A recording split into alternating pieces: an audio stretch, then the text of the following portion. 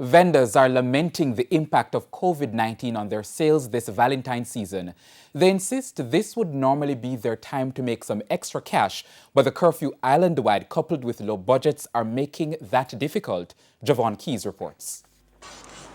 It's the eve of Valentine's, and usually before COVID-19, there'd be many more vendors and persons trying to get last-minute gifts. However, this year, with the 8 p.m. curfew, many persons are simply hurrying to get home.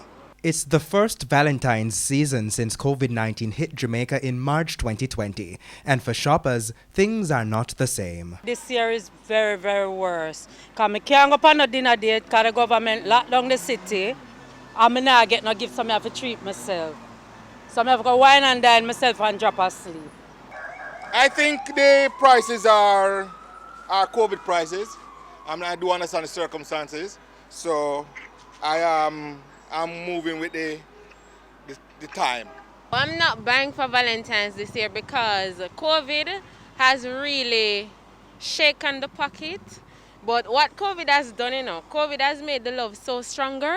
So all that I'm not able to give as gift on Valentine's Day, everything else is just so wonderful. So that's how we're working it for this year. For the vendors, it's a similar plight. But not buy nothing. Water more than flour out here. The curfew mash up everything, because we could have out here till maybe about 10 o'clock to see if we can sell a little stuff more.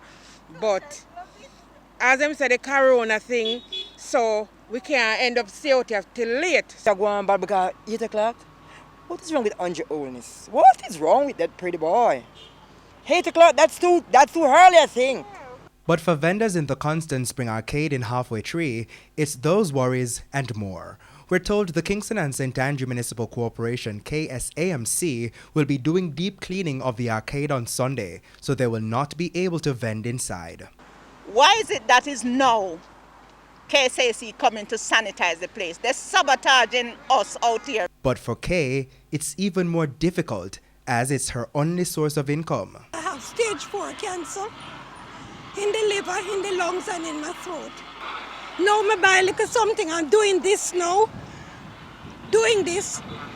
They're asking me not to come out on Valentine's Day because I'm going to sanitize the place. That's not fair.